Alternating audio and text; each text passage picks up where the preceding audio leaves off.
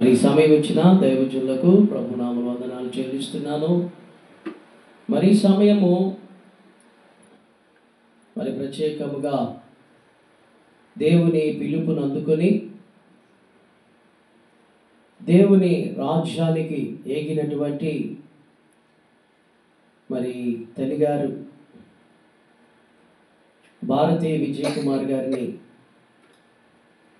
మట్టిగా అప్పగించడానికి ముందుగా మనమందరము కూడా కూడి మనకున్న నిరీక్షణ బట్టి ఈ లోకంలో మరణములో దుఃఖములో కూడా దేవుని స్తుతించగలిగినటువంటి కృప ఎవరికి ఉందంటే ఒక క్రైస్తవునికి మాత్రమే ఉంది. అందును బట్టి నేను ప్రభుకి స్తుతులు చెల్లిస్తూ ఉన్నాను. మరి సమయము పరిశుద్ధ బైబిల్ గ్రంథముల నుండి ప్రకటన గ్రంథము 14వ అధ్యాయము 13వ వచనములో రాయబడిన మాటను మనం జ్ఞాపకం చేసుకుంటే, అంతటా ఇప్పటి నుండి ప్రభువునందు మృతులు ధన్యులని రాయమని పరలోకము నుండి ఒక స్వరము చెప్పగా వింటిని. నిజమే, వారు తమ ప్రయాసములు మాని విశ్రాంతి పొందుదురు, వారి క్రియలు వారి వెంట పోవునని ఆత్మ చెప్పుచున్నాడు. ఆనాడు పద్మాసు దీపంలో పరవాసిగా ఉన్నటువంటి యోహాను భక్తుని కలిగినటువంటి ప్రత్యక్షతలో భాగముగా ఏమని రాయబడిందంటే, ప్రభువునందు మృతులు ధన్యులు. అంటే చూడండి, మరణము ధన్యకరం ఎవరికి? క్రైస్తవునికి. ఈ లోకంలో మరణం అనగానే కీడని, ఆ మరణం సంభవిస్తే అటుగా వెళ్ళటానికి కూడా భయపడతారు. మరి ఎంతగానో మరణం అనగానే బెంబేలెత్తిపోతూ ఉంటారు. కానీ దేవుని వాక్యము ఏమని సెలవిస్తుందంటే, ఇక్కడ ప్రభువునందు మృతులు ధన్యులని రాయమని. అంటే మరణము ధన్యకరం అంటున్నాడు. ఎందుకంటే రక్త మాంసములు దేవుని రాజ్యమును స్వతంత్రించుకొనవు. రక్త మాంసములు దేవుని రాజ్యమును స్వతంత్రించుకొనవు గనుక మనము ఈ మట్టి దేహాన్ని విడిచినప్పుడు, అక్కడ రాస్తాడు కదా ప్రసంగి గ్రంథములో, మహాజ్ఞాని అయిన సొలొమోను ఏమంటాడంటే, మన్నైనది వెనకటి వలె మంటికి వెళుతుంది, ఆత్మ దానిని దయచేసిన వాని ఎందుకు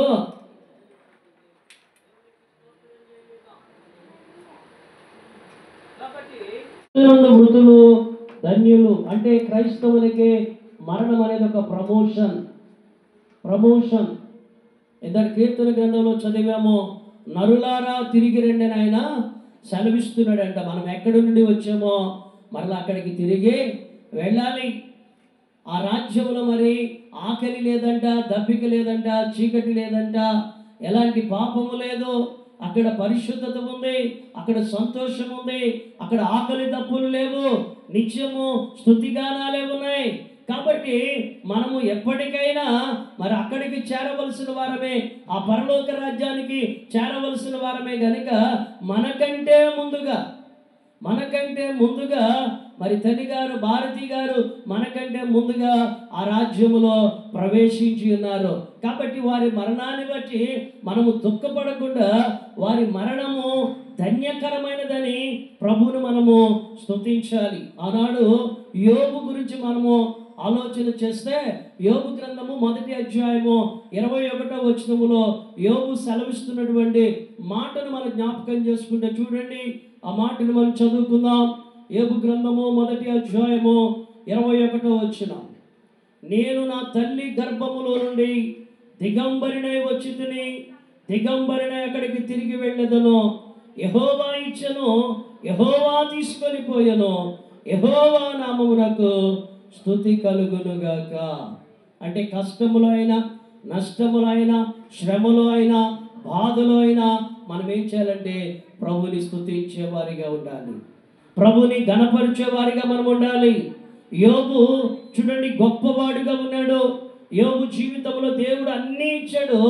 ఒకానొక సమయంలో అన్నీ కూడా కోల్పోయినటువంటి యోబు అంటున్నటువంటి ఈ మాటలు మనం జ్ఞాపకం చేసుకోవాలి. ఈరోజు తల్లిని కోల్పోయిన బిడ్డలు, సహోదరిని కోల్పోయినటువంటి సహోదరులు, వారి రక్త సంబంధులు, మనమందరము కూడా ఆనాడు ఏ రీతిగా అయితే యోబు దేవుని స్తుతించాడో ఆ రీతిగా యెహోవా ఇచ్చాడు, యెహోవాయే తీసుకుని వెళ్ళాడు కనుక ఆయన నామమునకే స్తుతి కలిగినట్లుగా మనము ఆయనను స్తుతించవలసిన వారమై ఉన్నాం. అందుకే అంటాడు, ఇందాక మనం చదువుకుందాం, అపోస్తులైన పౌలు దశలోనికి రాసిన మొదటి పత్రికలో 4వ అధ్యాయంలో 13వ వచనంలో అంటున్నాడు, సహోదరులారా, నిరీక్షణ లేని ఇతరుల వలె మీరు దుఃఖపడకుండా నిమిత్తము నిద్రించుచున్న వారిని గురించి మీకు తెలియకుండా మాకు ఇష్టము లేదు. ఈ లోకములో ఎవరికీ లేని నిరీక్షణ ఒక క్రైస్తవుడికి మాత్రమే ఉంది. ఒక క్రీస్తుని ఎరిగిన వారికి మాత్రమే ఉన్నది. ఆ నిరీక్షణ కలిగి ఉన్నాము కనుక మనం ఎలా ఉండాలంటే ధైర్యముతో ఉండాలి. మనం ఎక్కడ కృంగిపోకూడదు. మనకున్నటువంటి నిరీక్షణ బట్టి మనము ధైర్యము కలిగి ఉండాలి. ఏంటి మనకున్న నిరీక్షణ? ఒకానొక సమయం వస్తుంది, అప్పుడు ప్రభువైన యేసుక్రీస్తు వారు మధ్యాకాశంలోనికి వస్తారు. ఆయన కడబూర మ్రోగిస్తారు. అప్పుడు మృతులైన వారు, ప్రభువునందు మృతులైన వారు, వారు అక్షయులుగా లేపబడతారు. దేవునికి స్తోత్రం చెల్లిద్దాం. ప్రియమైన బిడ్డలారా, గమనించండి, ఈ ప్రత్యేకమైన సమయంలో దేవుడు మన నిరీక్షణ గురించి మాట్లాడుతున్నాడు. నిరీక్షణ లేని ఇతరుల వలె, అంటే ఎవరైతే నిరీక్షణ లేకుండా ఉంటారో వారు దుఃఖపడేవారిగా ఉంటారు. మనం దుఃఖపడవలసిన అవసరం లేదు. ఎందుకంటే తల్లిగారు ఇప్పుడు దేవుని రాజ్యంలో ఉన్నారు, దేవుని సముఖములో ఉన్నారు.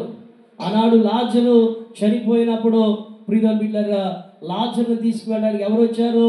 దేవదూతలు వచ్చారంట. దేవదూతలు వచ్చి లాజరును తీసుకువెళ్ళారు. లాజరు అబ్రహాము రొమ్మును ఆనుకున్నాడు, ఆ పరదేశంలో ఉన్నాడు. ఈరోజు తల్లిగారు పరదేశంలో ఉన్నారు. ఈ 77 సంవత్సరాలు కూడా దేవుడు వారిని కాచి కాపాడి, మనం ప్రకటన గ్రంథంలో చదివిన రీతిగా వారి యొక్క ప్రయాసను దేవుడు ముగించాడు. వారికి నిత్య విశ్రాంతినిచ్చాడు. అందును బట్టి మనము దుఃఖపడవలసిన అవసరము లేదు. కాబట్టి ఇక్కడ అంటున్నాడు, సహోదరులారా, నిరీక్షణ లేని ఇతరుల వలె మీరు దుఃఖపడకుండా నిమిత్తము నిద్రించుచున్న వారిని గురించి మీకు తెలియకుండా మాకిష్టము లేదు. యేసు మృతి పొంది తిరిగి లేచినని మనము నమ్మిన ఎడల. దేవునికి స్తోత్రం చెల్లిద్దాం. హల్లెలూయా. చూడండి, ఈ లోకములో ఎవ్వరూ చేయలేనిది యేసుక్రీస్తు వారు ఒక్కరే చేశారు. ఎందుకంటే ఆయన ఒక్కడే మరణాన్ని జయించాడు. ఆయన ఒక్కడే మరణపు ముళ్ళును విరిచాడు. ఆయన మరణాన్ని జయించి పునరుద్ధరణుడిగా తిరిగి లేచాడు. మరణమును జయించి పునరుద్ధరణుడిగా తిరిగి లేచినటువంటి యేసయ్యను మనం నమ్ముకున్నాము కనుక మనము ప్రియమైన బిడ్డలారా, కృంగిపోవాల్సిన అవసరము లేదు, దుఃఖపడవలసిన అవసరము లేదు. ఎందుకంటే యేసుక్రీస్తు వారు ఎలా మరణాన్ని జయించి ఆయన పునరుద్ధరణుడిగా తిరిగి లేచి ఉన్నాడో, అలా నమ్మినప్పుడు మనము అదే ప్రకారము యేసునందు నిద్రించిన వారిని దేవుడు ఆయనతో కూడా వెంట పెట్టుకుని వచ్చును. నమ్మిన వారు ప్రభుని స్తుతించండి. హల్లెలూయా. అదే మన నిరీక్షణ. ఒకానొక రోజు మరలా తల్లిని మనం చూస్తాం, మరి మరలా భారతమ్మ గారిని మనం చూస్తాం. అదే మనకున్నటువంటి నిరీక్షణ. ఎందుకంటే యేసుక్రీస్తు వారు మన కొరకు కలువరి శిలువలో మరణించారు. ఆయన రక్తాన్ని చిందించారు. ఆయన రక్తము ద్వారా మనకు పాప క్షమాపణ కలిగించాడు దేవుడు.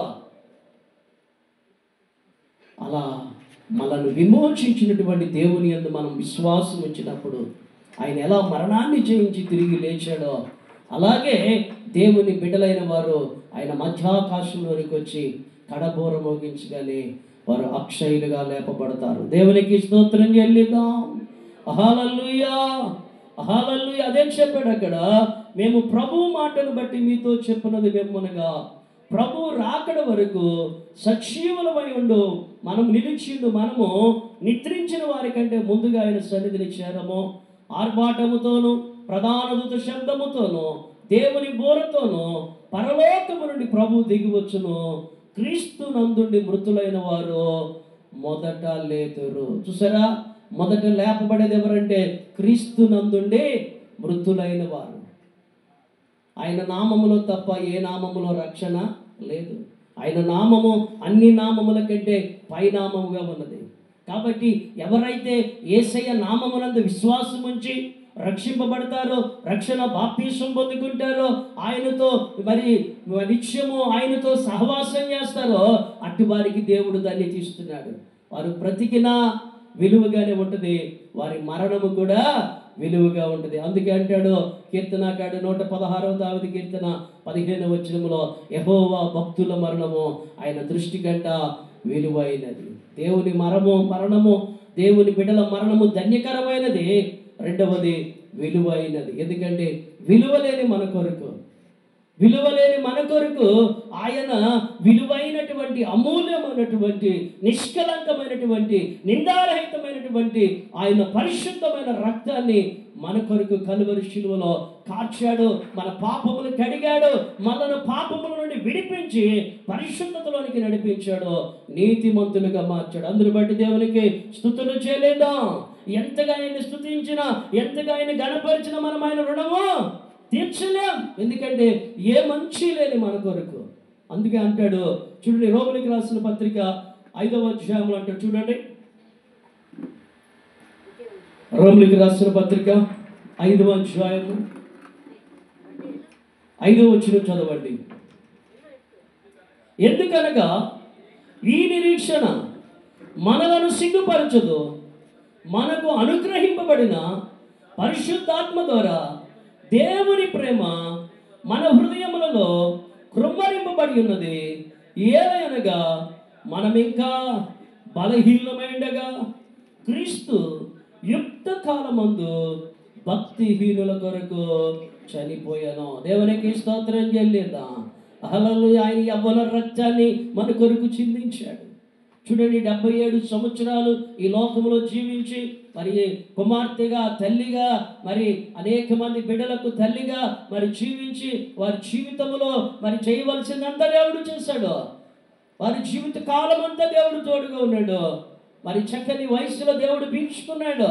కానీ వారిని బట్టి కూడా కొంత దుఃఖము, శారీరకంగా మనం ఉన్నాం కానీ కొంత దుఃఖం ఉంది. కానీ మన ప్రభు, మన రక్షకుడు యవ్వన కాలంలోనే ఆయన యవ్వన రక్తాన్ని మన కొరకు చిందించాడు. ప్రియమైన బిడ్డలారా, ఎంతగా మనము దుఃఖించాలి, ఎంతగా ప్రభుని స్తుతించాలి, ఎంతగా దేవుణ్ణి గణపరచాలంటే అక్కడ రాస్తూ ఉన్నాడు, ఎందుకనగా ఈ నిరీక్షణ మనను సిగ్గుపరచదు, ఎందుకంటే మనం ఇంకా బలహీనులమై ఉండగా యుక్త కాలములో భక్తిహీనుల కొరకు ఆయన చనిపోయాడు. ఎవరి కొరకు చనిపోయాడండి? భక్తిహీనులమైన మన కొరకు చనిపోయాడు. పాపులమైన మన కొరకు చనిపోయాడు. మనను పరిశుద్ధపరచాలని, మరలా తనతో సంబంధాన్ని ఏర్పరచుకొని ఆయన రాజ్యానికి మనను వారసులుగా చేయాలని ఆయన యవ్వన కాలములోనే ఆయన రక్తాన్ని చిందించాడు. ఆయన ఎంతగా మనను ప్రేమించాడంటే ఆయన ప్రాణము మన కొరకు పెట్టాడు. మరి అట్టి కృప కలిగిన దేవుడు ఈ లోకంలో మరి ఒకరు లేరు. కాబట్టి అదే నిరీక్షణ. ఈ నిరీక్షణ ఏమంట? మనను సిగ్గుపరచదు. ఈ నిరీక్షణ సిగ్గుపరిచే నిరీక్షణ కాదు. కాబట్టి మనం నిరీక్షణ కలిగిన వారికి ఉండాలి, నిరీక్షణ లేని వారిగా ఉండకూడదు. అందుకే మనం దుఃఖపడకూడదు. ఎందుకంటే దేవుని బిడ్డల మరణము ధన్యకరమైనది దేవుని వాక్యం సెలవిస్తుంది, విలువైనదని దేవుని వాక్యము సెలవిస్తుంది కనుక యవ్వన కాలంలోనే మన కొరకు ఆయన చనిపోయాడు కనుక మరి సమయంలో ఇంకా ఎవరైనా దేవుని ఎరుగని వారిగా ఉంటే, యేసుక్రీస్తు వారిని నమ్ముకోని వారిగా ఉంటే, ఆయన నామములో రక్షింపబడిన వారిగా, రక్షణ బాప్తిసం పొందిన వారిగా ఉంటే అట్టివారు ఈ సమయంలో మిమ్మల్ని ప్రభువు మాట్లాడుతున్నాడో, ప్రభువు దర్శిస్తున్నాడు. యేసు నామములో తప్పితే మరి ఏ నామములో రక్షణ లేదు కనుక అక్కడ రాస్తూ ఉన్నాడో, ఏలయనగా మనం ఇంకా బలహీనమైండగా క్రీస్తు యుక్త కాలమున భక్తిహీనుల కొరకు చనిపోయాను, నీతిమంతుని కొరకు సైతం ఒకడు చనిపోవడం అరుదు, మంచి వాని కొరకు ఎవడైనా ఒకవేళ చనిపోవా తెగించను. అయితే దేవుడు మన ఎడల తన ప్రేమను వెల్లడిపరుచున్నట్లుగా ఎట్లనగా మనం ఇంకా పాపులమై ఉండగానే క్రీస్తు మన కొరకు చనిపోయాడు. కాబట్టి ఈ ప్రత్యేకమైన సమయంలో మనకున్న నిరీక్షణ మనం సిగ్గుపరచదు. కాబట్టి నిరీక్షణ లేని ఇతరుల వల్ల మనం దుఃఖపడకుండా మరి ఈరోజు తల్లిగారు దేవుని సముఖంలో ఉన్నారని ప్రభుని స్తుతించి మరి మట్టి దేహాన్ని మట్టికి అప్పగించినప్పుడు మరి క్రమమైన రీతిలో మనం ఆ కార్యము జరిగించినప్పుడు దేవుని నామానికి మహిమ కలుగుతుంది. మరి విడవబడిన కుటుంబానికి అక్కడ రాస్తాడు, ఈ మాటల ద్వారా ఒకరినొకరు ఆదరించు. ఎందుకంటే దేవుని మాట, దేవుని వాక్యమే మనల్ని ఆదరిస్తుంది కనుక అట్టి గొప్ప ఆదరణ విడవబడిన కుటుంబానికి, రక్త సంబంధులకు, బంధువులకు, స్నేహితులకు ఆత్మీయులకు ప్రతి ఒక్కరికి దేవుడు అనుగ్రహించినట్లుగా ప్రార్థన చేసుకుందాం. దేవుడు కొద్ది మాటలు దీవించి ఆశీర్వదించునుగాక. ఆమేన్. పరిస్థితుల్లో వారిని చూస్తాం అనుకోలేదా? బాధాకరమైన విషయం.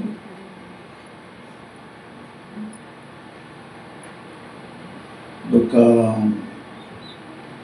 వేదంతో ఉన్నట్టు సమయంలో మాట్లాడాలో కూడా తెలియని పరిస్థితి. ఏదేమైనప్పటికీ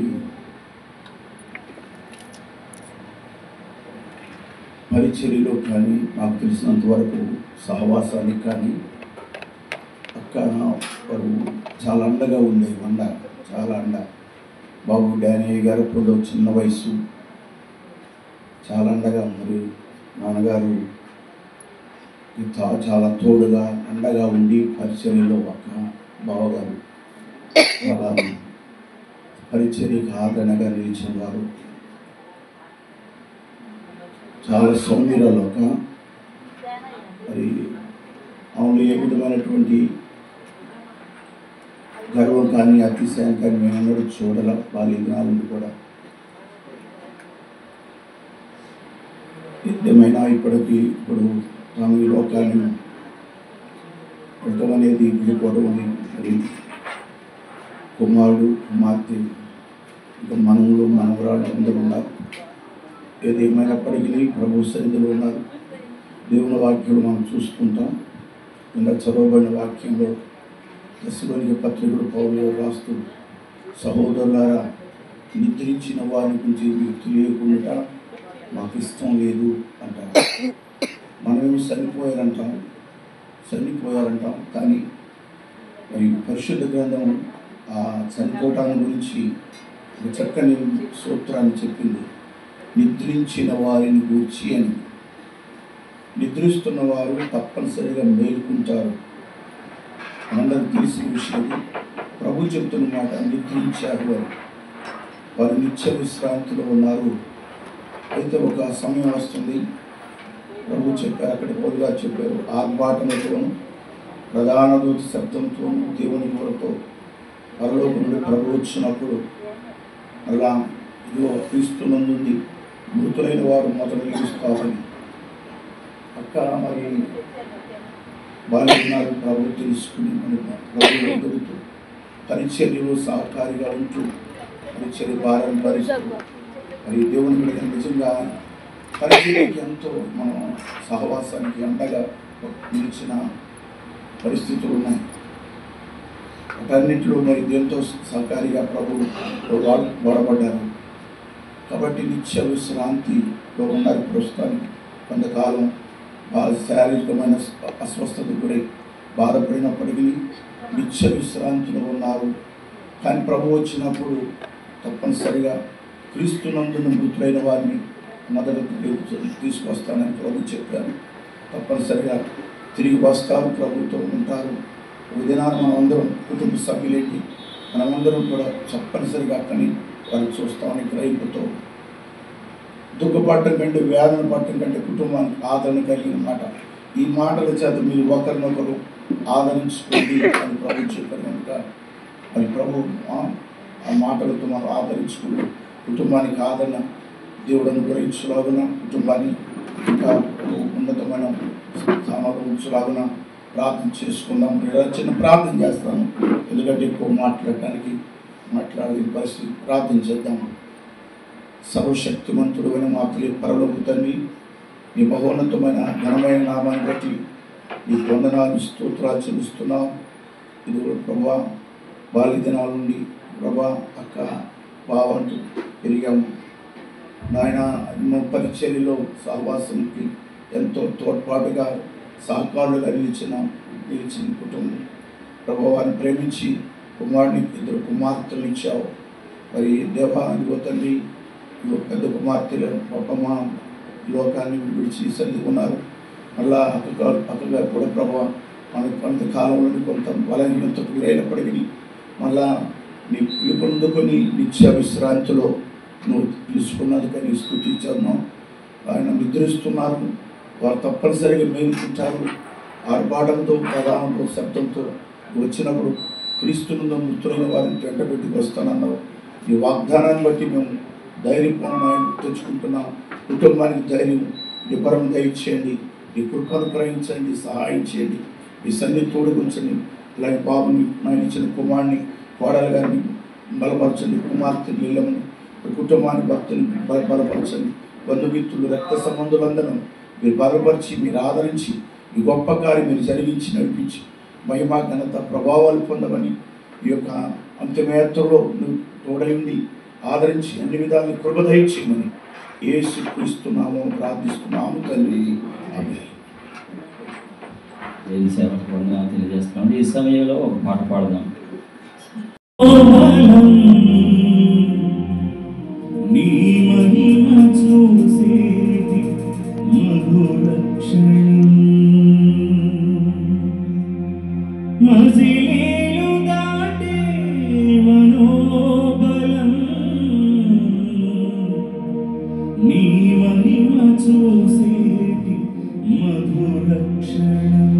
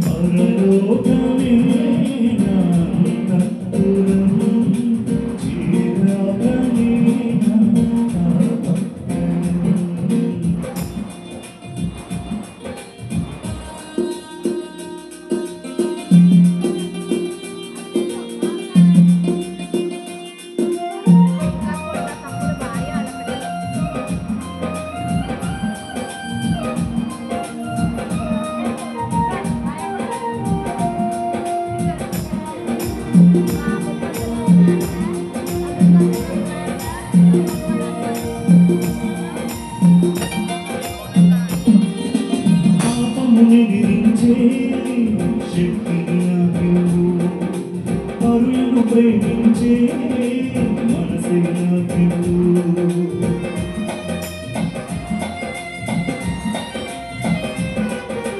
పాపమునెదిరించే శక్తిని నాకివ్వు, పరులను ప్రేమించే మనసే నాకివ్వు. ఉద్రేకపరచే దురాత్మను ఎదిరించి పోరాడే శుద్ధాత్మను, ఉద్రేకపరచే దురాత్మను ఎదిరించి పోరాడే శుద్ధాత్మను. మూడాళ్ళ జీవితం కన్నీటి అనుభవం నాకు నేర్పవా, మూడాళ్ళ జీవితం కన్నీటి అనుభవం నాకు నేర్పవా. పరలోకమే నా అంతఃపురం, చేరాలని నా తాపత్రయం.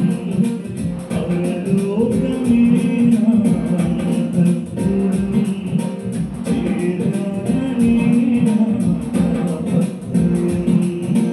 యేసుదేవరా కనికరించవా, దారి చూపవా. యేసుదేవరా కనికరించవా, దారి చూపవా. పరలోకమే నా అంతఃపురం, చేరాలని నా తాపత్రయం. పరలోకమే నా అంతఃపురం, చేరాలని నా తాపత్రయం.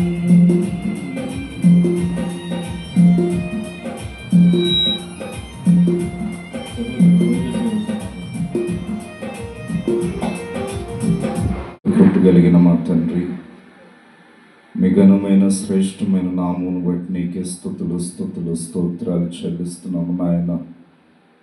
ప్రభువా, నీ దాసులు అభిషక్తులు పెద్దలు అయ్యా, దైవజనులు రాజరత్నం గారిని బట్టి నీకు ఎన్నో వందనాలయ్యా.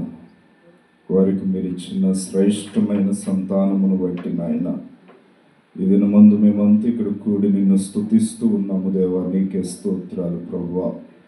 ప్రత్యేకంగా తల్లిగారు భారతి విజయకుమారి గారిని బట్టి నీకు ఎన్నో వందనాలు అయ్యా. నీ సంకల్పము చొప్పున ఈ లోకానికి మీరు పంపించి ఈ లోకములో తండ్రి విలువైన యాత్రను జరిగించడానికి మీరు చూపిన కృపను బట్టి నీకు ఎన్నో వందనాలు ప్రభువా.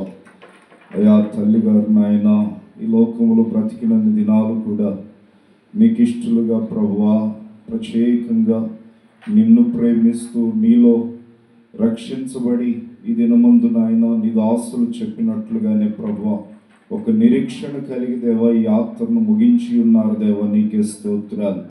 లోకములో ఎవ్వరికి లేని నిరీక్షణ మాకు ఇచ్చావు దేవా. ప్రభువా, ఖచ్చితముగా నాయన నిన్ను నమ్మిన వారు నీ రాజ్యానికి వారసులు అవుతారని ప్రభు నీ వాక్యం సెలవిస్తూ ఉంది నాయన. అట్టి వారసత్వము నాయన తల్లిగారు పొందుకొని అయ్యా ఈ దినమందు ప్రభు నీ రాజ్యములో ఆసీనులై ఉన్నారని మేము నమ్ముచూ ఉన్నాము దేవా. నీకే స్తోత్రాలు.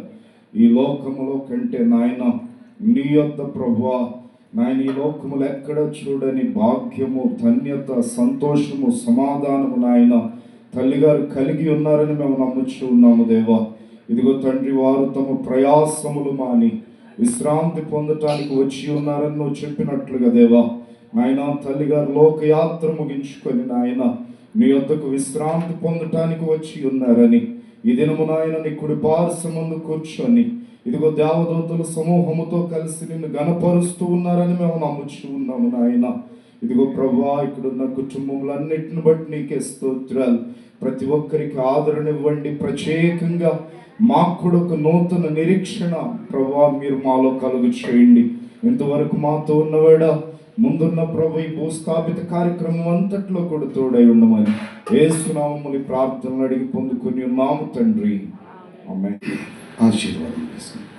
మన తండ్రి అయిన దేవుని ప్రేమ, మన నిజ రక్షకుడైన యేసు క్రీస్తు వారి యొక్క కృప, ఆదరణకర్త అయిన పరిశుద్ధాత్మ దేవుని యొక్క ఆదరణ సన్నిధి జరిగించబడుచున్న ఈ భూస్థాపన ఆరాధనంతటికి కుటుంబ సభ్యులకి సంఘమునకు తోడై కాపాడి నడిపించునుగాక. ఆమేన్.